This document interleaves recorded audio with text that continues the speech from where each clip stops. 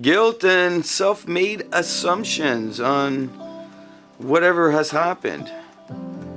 It's a great topic to jump into because I get that asked a lot. How to deal with that guilt. Let's jump into it. Roll it.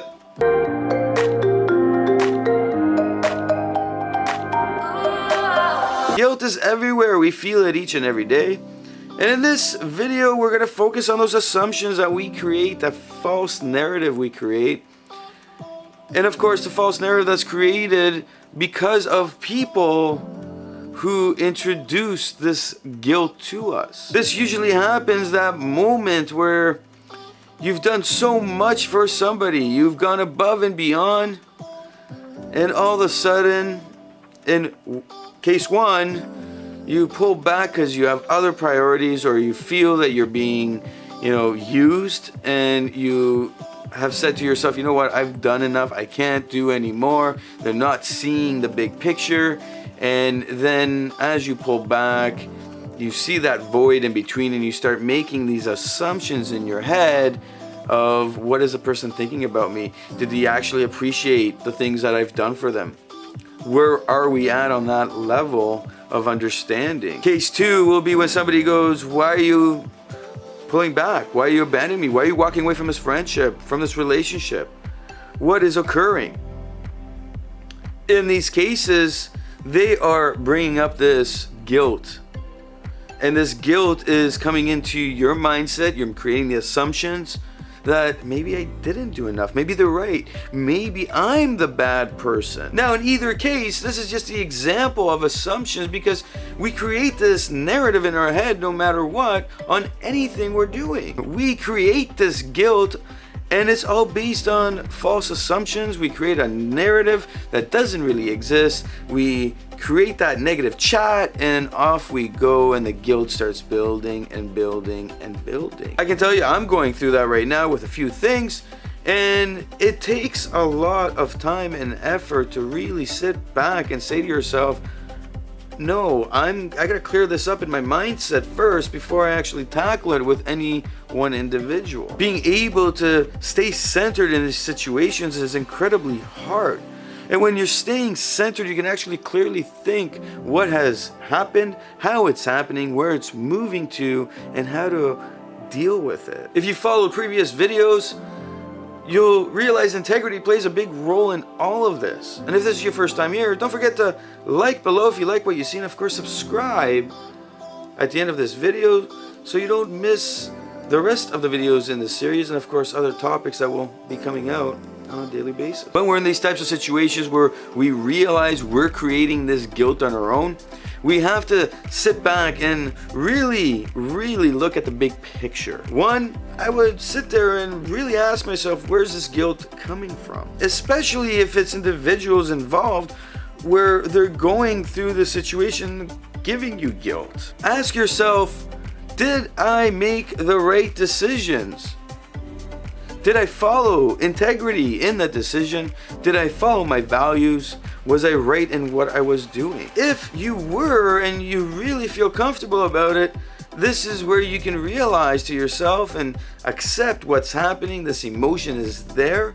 You're creating this through the assumptions. Give it a hug and push it aside. If you know that you weren't 100% and there is a minute chance that, hey, part of this is me, now we gotta go revisit the drawing board and really ask ourselves, do the pros and cons affect us? Step 3 would be, hey, I've realized my shortcomings, now I gotta go fix it, and let's move forward in this idea of making this guilt not be guilt, but rather a growth opportunity. Ask yourself, is this the moment where I have to realize that it's time for change?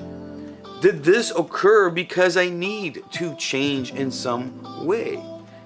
Usually with relationships, any kind of relationships, whether they're professional or they're personal relationships, family, significant other, etc., we have to ask ourselves, is it time for change to occur? What we're doing, is it time to find a new way that I will be happy with? Because if it isn't, then yes, you fix what's happening, and your values, you got to stick to them the way they are. If it's not and it's time to change, well, now we got to look at these values and ask ourselves, what is it that is changing? What is it that I really need? What is it that I really want? What is it that I really want to implement in a daily routine such that it becomes part of my normal part of life?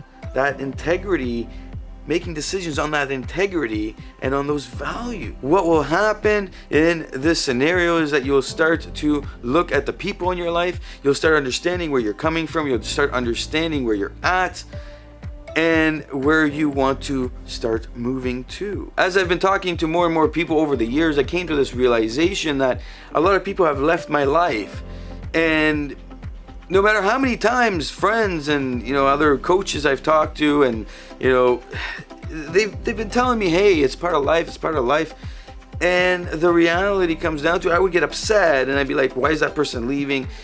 Little did I know I was growing on my own, but I wasn't seeing that growth taking place. I was just angry about it. I was in that negative sphere about it. As I started to connect all the pieces, I realized that life needs to change. If I need to achieve that purpose I have in my life, that purpose I've set out for me, well, not everybody's going to be able to stick around. They're not going to like the changes, and even though I was making the changes, I didn't realize this aspect of it. Implementing these 5 steps whenever you're feeling this guilt, especially when it's coming from your own assumptions, your negative chatter, will really start to shape up your positive outlook on things that are occurring, and of course help you with that daily process of development. This is not an easy task when we're trying to implement it knowing that it is part of life. It usually happens through experience, especially when we realize in situations where we're being used by people, in situations where we have become the doormat in a relationship, in situations where we are doing more of the giving, where the other person doesn't appreciate one little bit until you go, hey, I'm pulling the plug on this, I'm not liking it, and then you are the bad person. And as this mentality shapes up through experience, we go through this road to create growth. Thus, implementing it without that experience is incredibly difficult because you don't actually see what could happen.